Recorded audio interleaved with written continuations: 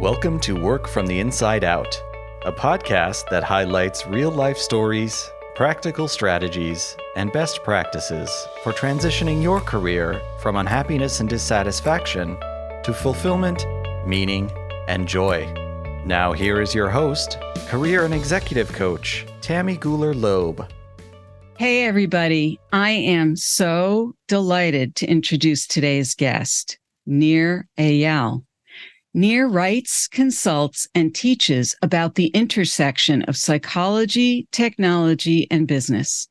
Nir previously taught as a lecturer in marketing at the Stanford Graduate School of Business and the Hasso Plattner Institute of Design at Stanford.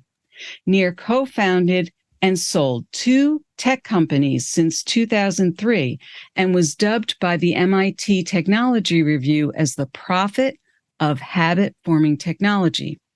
Bloomberg Businessweek wrote, Nir Eyal is the habits guy. Want to understand how to get app users to come back again and again? Then Eyal is your man. He is the author of 2 best-selling books, Hooked, How to Build Habit-Forming Products, and Indistractable, How to Control Your Attention and Choose Your Life. I think that's a book we could both of them we could all use. Indistractable received critical acclaim, winning the Outstanding Works of Literature Award, as well as being named one of the best business and leadership books of the year by Amazon and one of the best personal development books of the year by Audible. The Globe and Mail called Indistractable the best business book of 2019. In addition to blogging at nirandfar.com, Nir's writing has been featured in the New York Times, the Harvard Business Review, Time Magazine, and Psychology Today. Nir's investments in habit-forming products that improve users' lives. Some of his past investments include Eventbrite, Anchor.fm, Kahoot, Canva, Homelight, Product Hunt, Marco Polo, Byte Foods, FocusMate, Dynamic Care, Wise App, and Sunnyside. Nir attended the Stanford Graduate School of Business and Emory University. Please join me in welcoming Nir Eyal. Welcome, Nir. So happy to have you here. Oh, my pleasure, Tammy. Great to be here with you. And thank you so much for joining us from Singapore, from your home in Singapore. Really appreciate it. So, sure thing. As you know, on Work from the Inside Out, we like to start at the beginning, those formative years, and how those may or may not have shaped where you are today.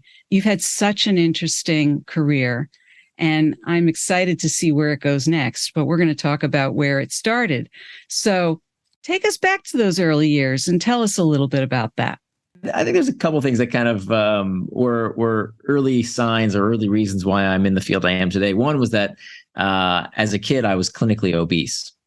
And I mean, not just chubby, but clinically obese. I remember my parents took me to the doctor and he showed me this chart, it said, okay, here's a normal weight, here's overweight, and here's you. You're in this section over here, this clinically obese section. And I grew up in Central Florida is where I grew up. And I remember we had this condominium complex. We had this pool for the entire neighborhood. And I was the only kid that went into the pool always with their shirt on because I didn't feel comfortable showing everyone my rolls. And so I that was a pretty formative experience. And of course, there's bullying involved and all kinds of not fun stuff that came out of growing up and coming of age. And this was a time when, bullying wasn't really called bullying. It was just, kids will be kids. And so, kids can be pretty vicious to the fat kid. And so I think that really did shape a lot of who I became, mostly because I was able to transcend that. I remember I got a book somehow back when we used to buy books in bookstores. I bought a book called The T Factor. And this was before the internet, which you can now do what this book did by, with a quick Google search. But at the time, this was before the internet, or before the World Wide Web, at least. And it was just a book of foods, common foods, and the macronutrients, calories, protein, carbohydrates for all these foods. And I remember that's what I used to first get an understanding of, why different foods have a different impact on my body. And I started, kind of monitoring what I was eating. And I still struggle today. I mean, today I'm in the best shape of my life at 44 years old, but that's still something that I struggle with. And how does this relate to consumer psychology? Because I remember at one point blaming the food. I remember blaming McDonald's, and I remember blaming the fast food industry for doing it to me. And I became pretty fascinated with how companies change behavior. I started learning about how General Mills would make Trix cereal with the rabbit that looks down from the shelf, so that kids would look up and make eye contact, and they knew that would be something that would grab their customers' attention. And I became kind of angry at these companies, but then I began to kind of transcend that as well, and appreciated these tactics were used on me, but then also realizing that I can overcome them, that I'm more powerful than they are. And so instead of being angry with these things, I learned how to kind of moderate my behavior.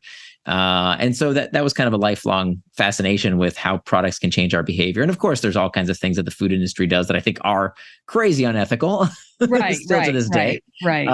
But I think it also showed me that I have a lot of personal agency as well. And so I think my career until now has really been about both sides of how can we use consumer psychology and behavioral design to change people's behavior for good, to help them build good habits. And then also as users and consumers, how can we understand consumer psychology to make sure that we use these products as opposed to letting them use us? Oh, wow. That feels revolutionary to me. I love it. I'm curious, how old were you when you got your hands on the T factor? I mean, that sounds like such and this way in which you transcended all of that. I'm sure it didn't happen overnight, but it must have taken time. How did that all evolve? I'm curious. Yeah, years and years. I mean, literally, it's still something I really have to watch. But you have that mindset now. You have a context, a mindset. I would imagine you've developed actually a habit, right, of thinking in certain ways about this that enable you to reframe your thinking about these things. You clearly have a very deep understanding of how this works and how it's worked for you. But when did you discover, even looking at how you even put food in front of you differently, or reframe your anger? What brought you to that, and how old were you when you started to look there? Yeah, so I really kind of reached my peak at around 12, 13, 14, and it was also coincided with some trauma in the family. But I think that that was also a huge revelation for me as well, is that when I realized, and I sought professional help for this, right? I went to a psychiatrist and talked through this stuff, and a big part of it was, and I'm very fortunate that I had this revelation at a relatively young age, because it wasn't the way I stopped blaming the food companies and started taking responsibility for this, was realizing finally that I wasn't obese because food is delicious, right? Fat people are not fat because they think food is so tasty, they want to eat it all the time. The fact of the matter is, we overeat to the point that it harms us because of emotions, right? Because of feelings. I wasn't overeating because I was hungry. I was overeating because I was lonely. I was overeating because I was bored. I was overeating because I felt so much shame and guilt over overeating. And so it wasn't until I made that revelation with help that I could start breaking that vicious cycle and find healthier ways to deal with these uncomfortable emotions. And by the way, this is exactly the same logic that goes into how we can resist all kinds of distractions and temptations, is to realize what's the deeper reason that think about it, right? All these things have this common thread of being a distraction, whether it's eating too much, smoking too much, watching too much TV, playing too many video games, watching, consuming too much news. All of these distractions have this same common element, in that they are all desires to escape discomfort. Yeah. Right. All distraction is a desire to escape discomfort. And so when we realize that, we can make some pretty big revelations, starting with the fact that time management is pain management. Time management is pain management. I would say weight management is pain management. Money management is pain management. All of these things require our ability to deal with discomfort, because fundamentally, all human behavior is about a desire to escape discomfort. Everything we do, we used to think it's about, carrots and sticks, pain and pleasure, but we now know that neurologically speaking, that's not true. That everything we do for just one reason, and that is the desire to escape discomfort. Even the desire to feel good, right? Seeking pleasure is itself psychologically destabilizing. Right. Wanting, craving, lusting. Right. We know today, because of fMRI technology, the same exact neural circuitry that drives us to seek something pleasurable is used to drive us to discomfort to go get that thing. Yeah. Right. That's why we say love hurts. Yeah. Neurologically, love does hurt. Desire is uncomfortable. Yeah. So if everything we do is about a desire to escape discomfort, that must therefore mean that time management, weight management, money management are all pain management. And that's where we have to start on our journey to becoming indistractable, is to learn how to deal with that discomfort. Because if you don't master that discomfort, it becomes your master. Right. Now, you said something about fMRI. What is that? What does that stand for? Oh, so that's it's a technology that it's magnetic resonance imaging, where you can look at blood flow in the brain, and you can see what parts of the brain. Exactly. You said it so quickly. I'm like, oh, fMRI. I don't know if I've heard of that. Yeah. I got it. So there's functional magnetic resonance imaging. And there's got it. Yes, MRI. That's why it's called fMRI. It's funny. If you had just said MRI, I would have been like, oh, yeah. Yeah. It just shows blood flow in the brain. What regions of the brain are active during certain things happening. Sure. That helps. Thanks. See, for you, it's evening. For me, it's morning. I'm still waking up here. More coffee. So that's really interesting. Really, really interesting. So it's fascinating to think about the roots of this for you, and where it's all gone, and how it applies in so many different aspects of our lives, and how some people seem to be more wired to react more to those discomforts than others. Like if we can use any of these examples that you just mentioned, right? Whether it's whether people go to food or develop addictions. They say, certain addictions are more genetic or inherited, or people who get into overspending, versus somebody who can't stop gambling. There's all kinds of things, right? That seem to go to different extremes. And yet then there are those people who, there's a person who can just look at a cookie and gain weight, and another person who can eat 5 cookies and nothing happens, right? And so, so there's all those variations. I assume you've looked at all of those things. But my guess is that person who can eat those 5 cookies has some other thing that they do where they're numbing out some of their pain in some other way. Right. There definitely is a component of the person themselves, right? Whether it's a genetic component, I would say in large part, though, it's overplayed. That by and large, it has a much smaller effect than we previously thought when it comes to a genetic component. And of course, it's always very difficult to separate nature from nurture. But it seems the more and more we're learning that the genetic component to compulsive behavior, to addiction, and by the way, just as a footnote, addictions are very different from the way it's colloquially used, that term. People say, I check my phone a lot, I'm addicted to my phone, or social media is addictive.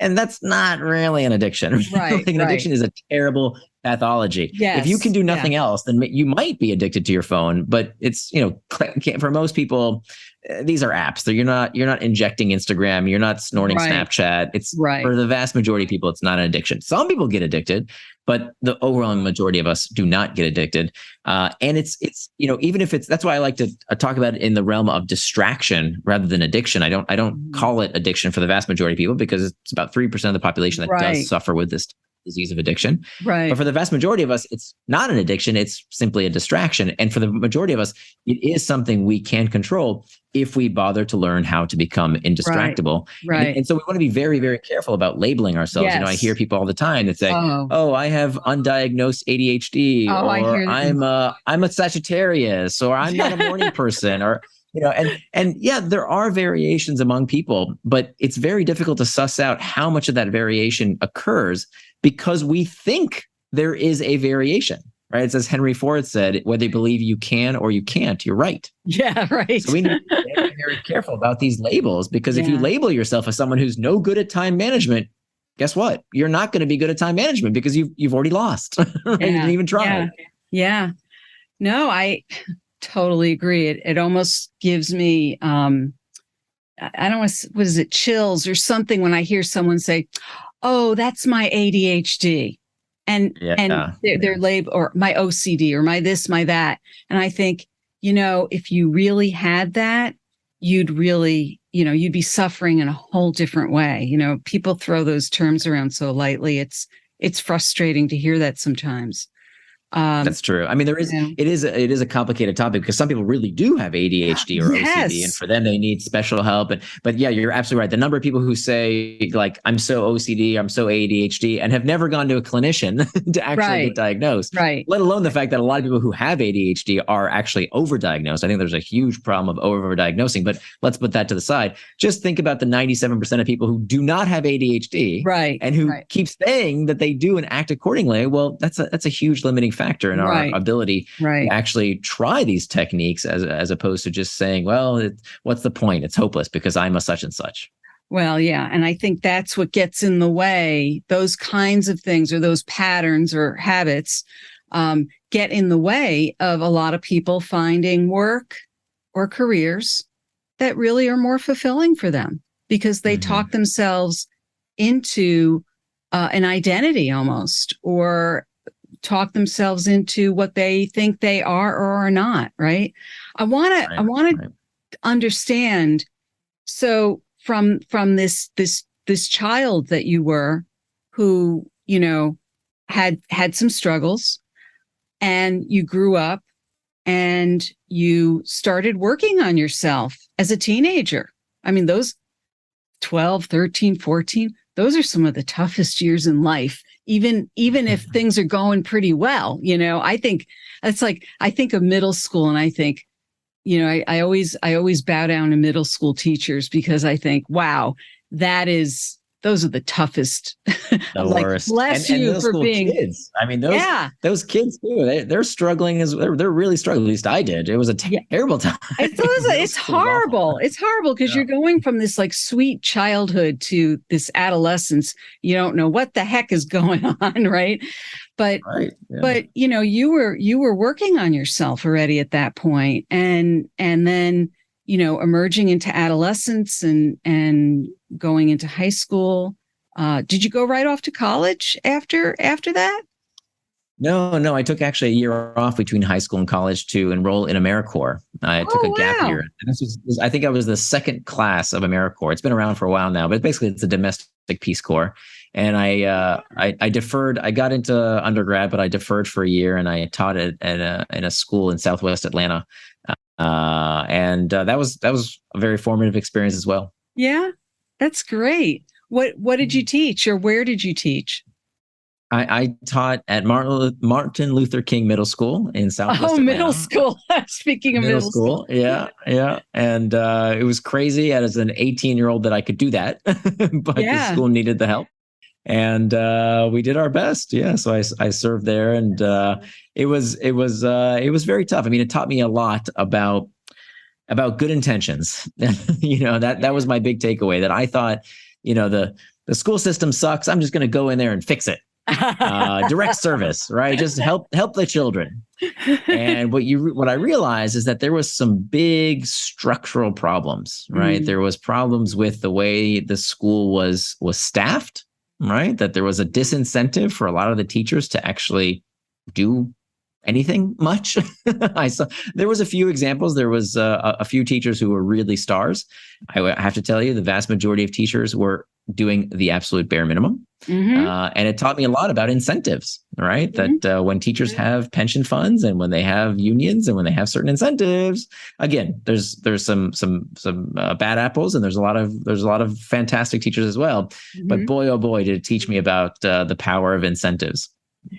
Yes. What a great experience. That probably made a huge difference that when you did go to school after that, it must have gave you a whole different appreciation too for what you got. I think every kid should do a gap year. I think it makes it was huge. Just seeing, I mean, I was very fortunate. I had an upper middle class childhood, and to go from that to seeing, the students that I worked with, my kids, some of them, I would go check up on them at their home, and we do home visits to see how things are going with the family. And some of them were literally living on dirt floors in the United States of America.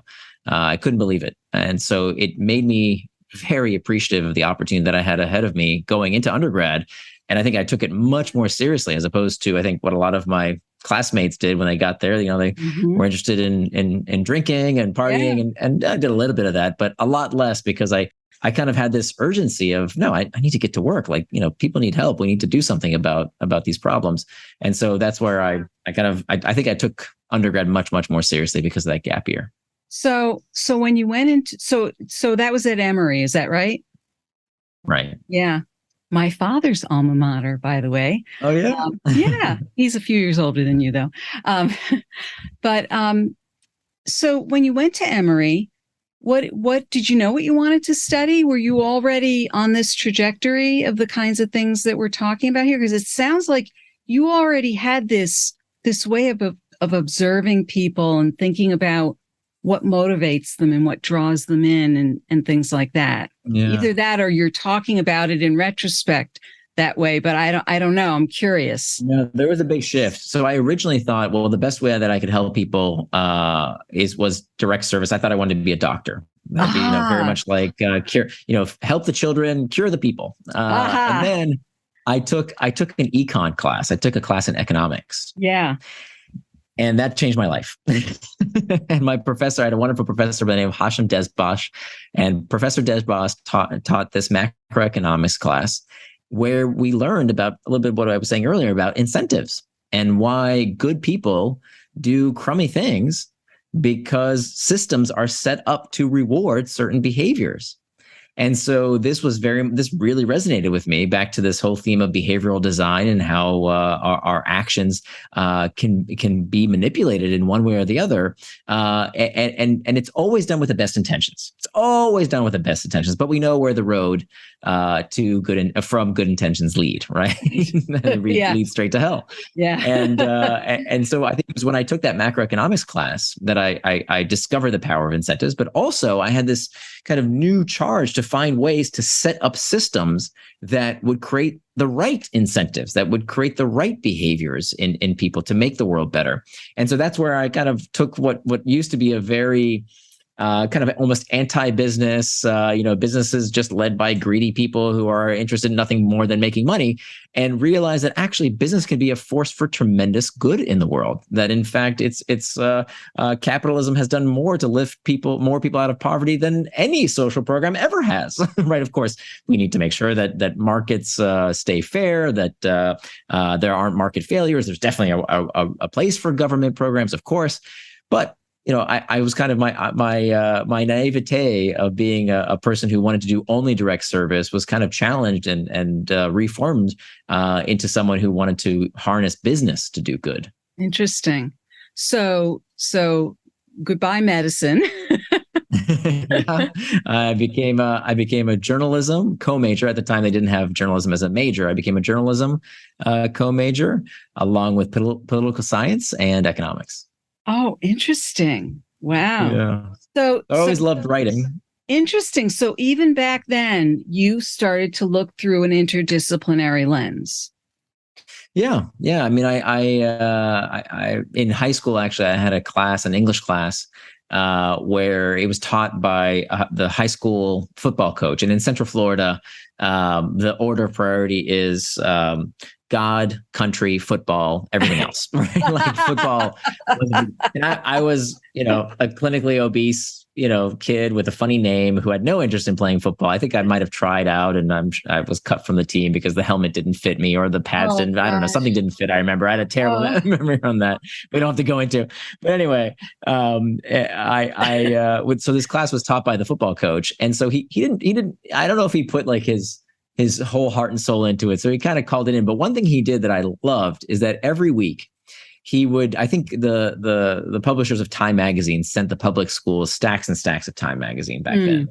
And he would take these stacks of Time magazine, he would give everybody a copy, and he would say, flip to the last page. We're going to read the op-ed. And the op-ed was, maybe 500 to 1,000 words of someone's opinion. And we would sit down and read this op-ed and then discuss it.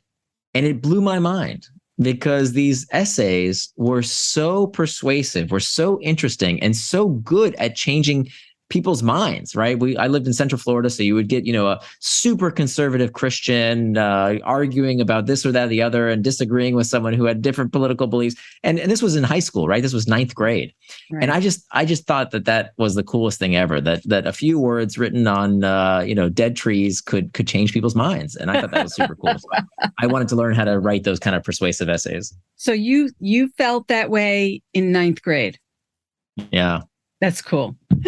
I mean, I knew kids who felt that way in 9th grade too, but I think, now that I'm many years beyond that, you just wonder sometimes whether kids are paying attention that way. But I think that's great. Well, I didn't do anything about it. Let's be clear here.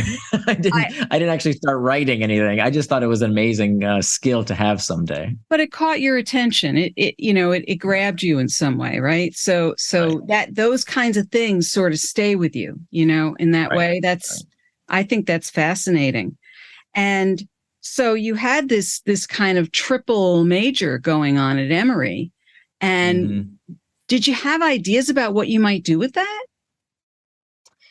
I knew I wanted to do something in business. I didn't know what. After that econ class, I knew I wanted to do something. And the best job that you could get back then coming out of undergrad was consulting, at least for the kind of major I had. And so I learned a lot about strategy consulting. And I thought it was a good way to get a lay of the land for someone who didn't know exactly what they wanted to do. Yeah. I like the idea of going into strategy consulting. So I got a job with the Boston Consulting Group. Near you. Yeah. But I didn't work in the Boston office. I worked in the Atlanta office. I went to undergrad. And that was great because I learned the ins and outs of business strategy, of how businesses formed, how businesses work, how they can be made better, and how to think strategically about businesses. Yeah. And then, but as soon as I could, I knew I didn't want to stay in consulting. I wanted to make something, to build something. So as soon as I got the opportunity, I started a solar energy business. And this was back in 2003. That was my first company. When nobody was doing solar, very, very few people were doing solar energy up in the Northeast. We had a solar energy business up in Long Island, New York. And this was before the big, subsidies we have now into solar energy. So we were doing solar hot water and managed to build that business, and took what I learned at the Boston Consulting Group and applied it to solar energy back then. And a few years later, we got an acquisition offer from a private equity firm, and we took it. Wow. So and then from there, went to business school at Stanford and started another company while at business school. And then when I graduated, raised venture capital, started that company. And then that led me to writing and researching what I do now. So when you started the business, was that while you were in business school, you did that? The second company was in gaming and advertising, and it was part of a class. So this was in 2007. So the iPhone had just come out, and the Apple App Store hadn't even been released yet. The Apple App Store was in 2008, and so we were helping. Yeah, we were helping advertisers advertise inside apps, but apps back then didn't mean iPhone apps, because there were no such thing as iPhone apps. They meant Facebook apps. And so we were essentially selling what today you would call NFTs. Back then, we didn't have that term. We called them virtual goods. So we were very, very early in that industry, but that's essentially what our company did.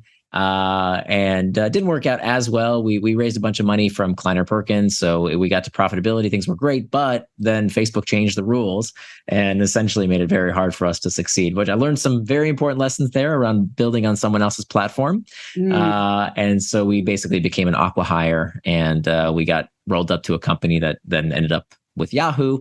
And but that gave me an amazing vantage point, because my customers, my colleagues, the people in this industry were the ones building these amazing world-changing companies. And I was fascinated by how they changed user behavior. So I was friends. I mean, these were my clients, people at Facebook and Twitter and Zynga and Instagram and WhatsApp and Slack. I had this front row seat to see how these companies did what they did. And essentially, I wanted to steal their secrets. I wanted to learn how they were doing this so that I could use it for what I thought would be my next business. Which was, and so I started writing about it. And well, I didn't know. I didn't have another business. I just knew that habits would be important. So what I could see happening, I could see the screens shrinking, right? I could see us going from desktops to laptops to mobile devices to wearable screens. And now with with these audible devices like the Amazon Echo, there's no screen at all. And so as I saw that happening, I could tell that habits would become increasingly important, because if you don't have the real estate, if you don't have the ability to trigger someone on a screen, you have to depend on habits. So I was looking for a book on how do I build habit forming products, and I couldn't find one. So I started blogging about it and talking to my professors at Stanford and my colleagues in Silicon Valley, and started blogging about it. And through blogging about it, I got an email one day from one of my former professors, that Dr. Baba Shiv, who said, "Hey, let's teach a class together." And I jumped at the opportunity and ended up teaching there for a few years, then moved over to the design school at Stanford. And then my first book started taking off, and I started doing consulting and teaching around that. And off to the races. Wow. It sounds like all of this, you really, I mean, it would be fun to get into the nitty gritty of all of that. And yet we only have so much time.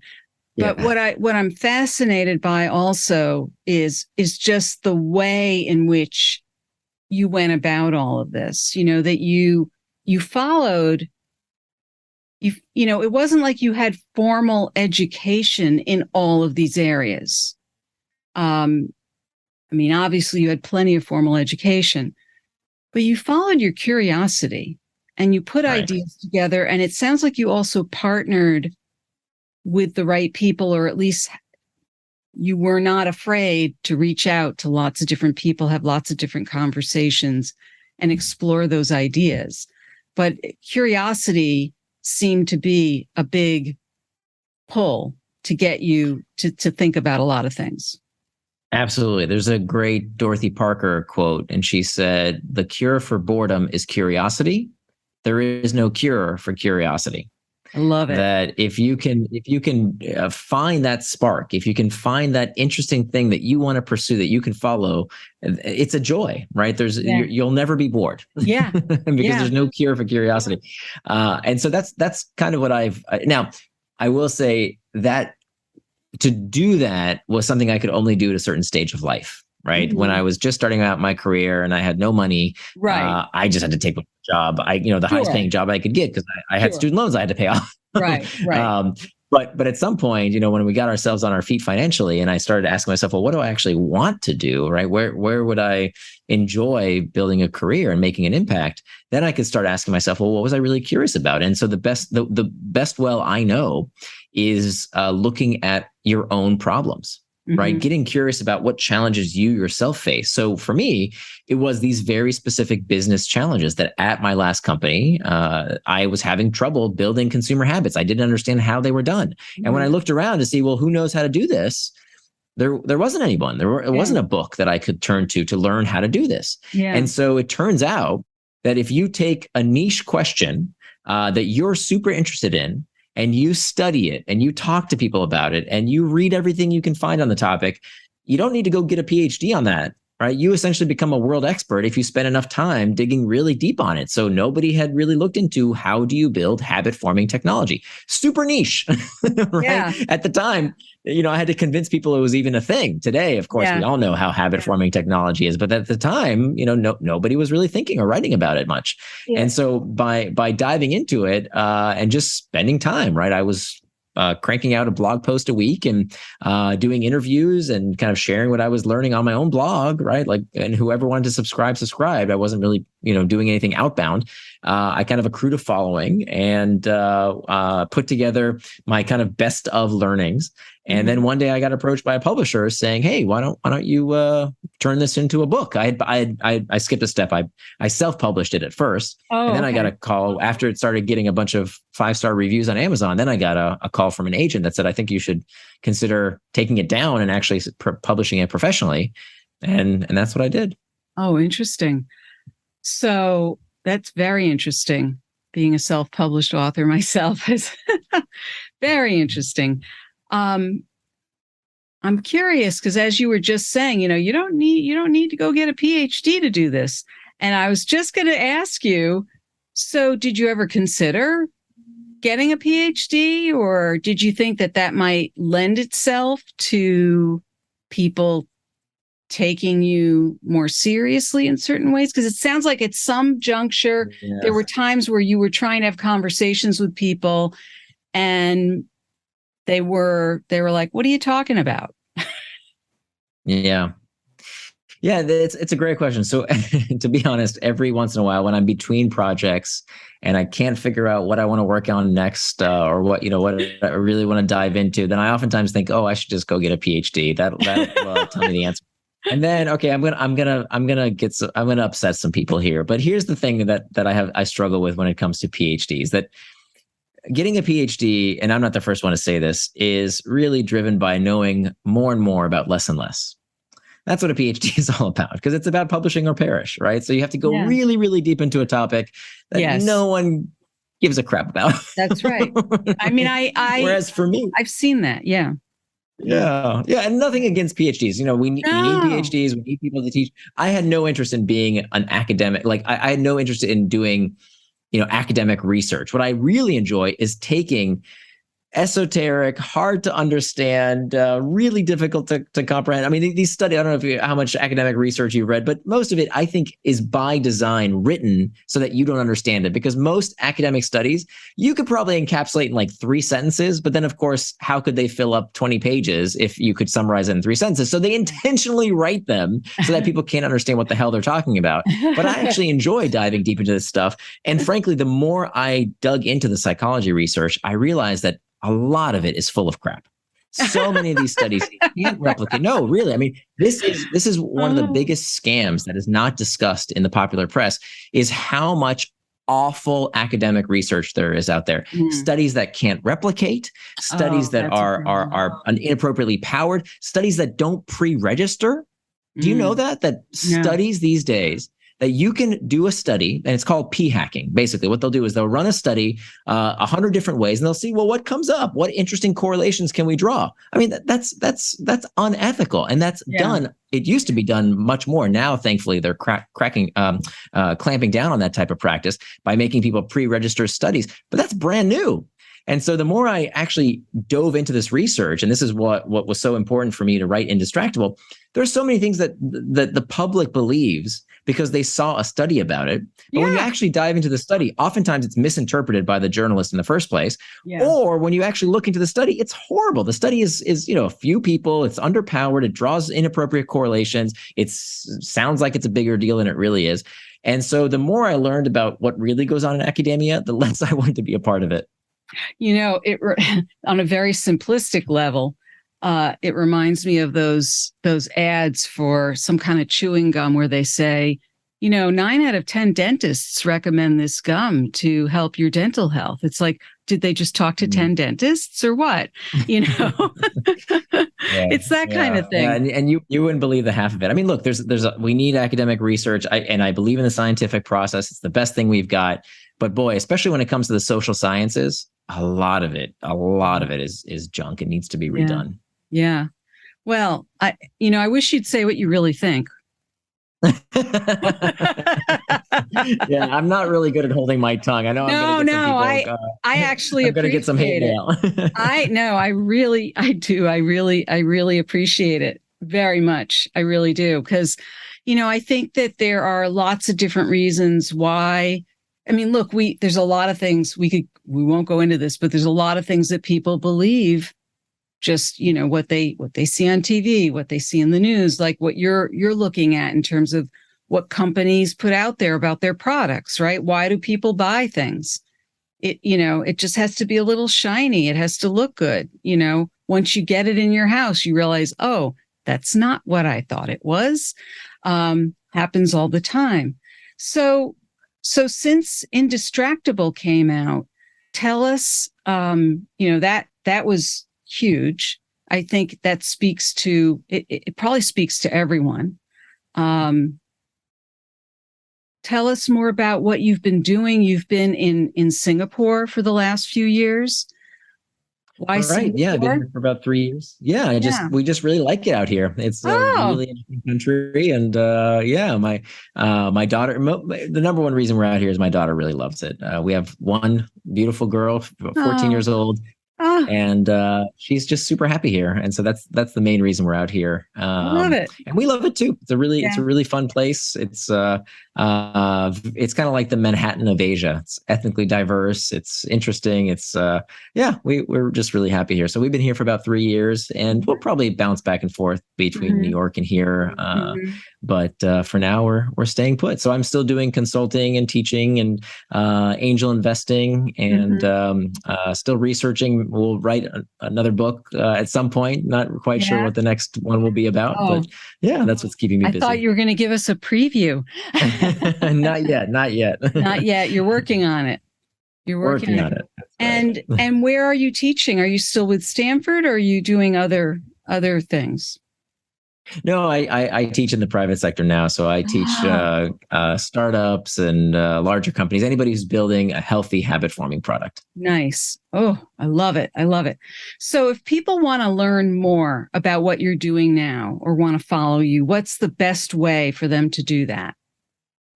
Sure. So my blog is nearandfar.com. Near is spelled like my first name. So that's NIR and far.com, nearandfar.com.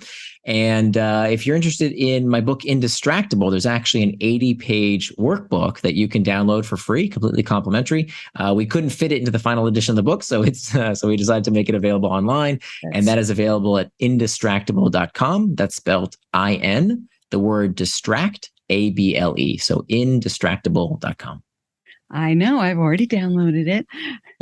Excellent. That's great. Oh, my goodness. Well, listen, I have one final question for you. And that is, as you know, we have a lot of people listening who are thinking about what's next for them. And I think you've given them a lot to think about in terms of how do you move from one thing to the next? How do you decide what the next best step is?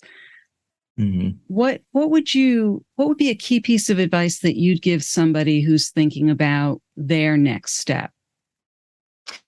Yeah, so it's I will say as a disclaimer, it's difficult to think of all industries and all people, but I think one general good piece of advice is nights and weekends.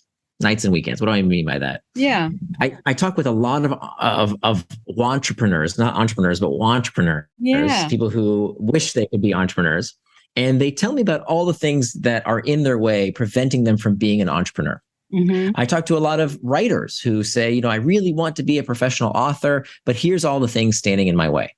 And my answer for both these groups and other groups, I'm guessing the advice would apply to other people in other situations as well, is get started, right? You have nights and weekends. And so by following your curiosity, what we talked about earlier, and seeing, is that passion real, right? A lot of people, they just want the outcome. They want to have started a business. They want to have written a book, but they don't actually do the work to get there.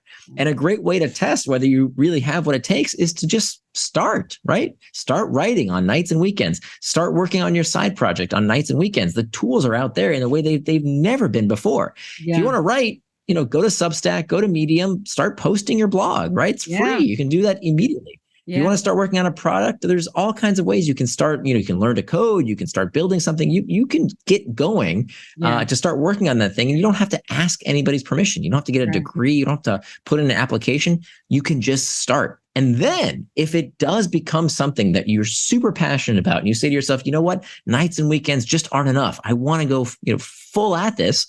Okay, great. Now you've got a justification. You've got a manuscript you can show an editor. You've got a minimal viable product that you can take to an investor because you put in the time on nights and weekends. Yeah. I love that advice. And that is actually the kind of advice I give people as well when they want to start something on their own, but they're feeling skittish or they're worried about the financial side of things. It's a great way to get started. And I love that term. You don't have to quit to start these things, right? No, you don't. A lot of people think you don't have to. I don't know. I'm not sure because they're only thinking in all or nothing terms, or, I'll say, you don't go from A to Z. There's 25 other letters in the alphabet. There's a lot of steps. We've only spent a short time here together and we've heard your story, but I know there were a lot of steps and missteps and things in between how you got from where you started and where you went. So even though we know you're brilliant, but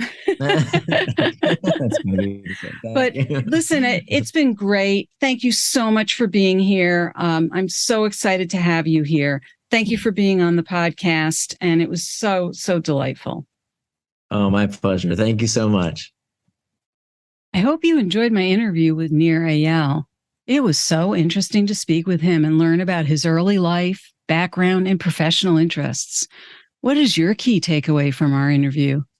If you are interested in any of the resources mentioned in today's podcast, you can find them in the show notes on my website at tammygoolerloeb.com/podcast. Just look for episode 206. Are you anticipating your next professional move? Check out my award-winning book, Work from the Inside Out, Break Through 9 Common Obstacles and Design a Career That Fulfills You. It's available in print and ebook editions through my website, Amazon, Barnes & Noble, independent bookstores, and through your local library. If you were inspired by this episode with Nir, please share it with your friends and colleagues, and please do subscribe so you don't miss next week's show. Remember, subscribing is always free. If you're enjoying the podcast, I'd love to read your review on Apple Podcasts. It's easy to find through my website, tammygoolerloeb.com/podcast. Just click on the Apple Podcast button and follow the instructions provided there. You can also help to sustain this podcast by buying me a cup of coffee. Just go to buymeacupofcoffee.com/TammyGL. Since the podcast is self-funded, I would so appreciate your support. Thank you so much for listening. And remember, it's never too late or too impossible to increase your sense of fulfillment and satisfaction in your work and other meaningful activities. Let me know how it's going for you. I'd love to hear from you. Bye for now. Thank you for listening to the Work from the Inside Out podcast. For more information, you can find us at www.workfromtheinsideout.com.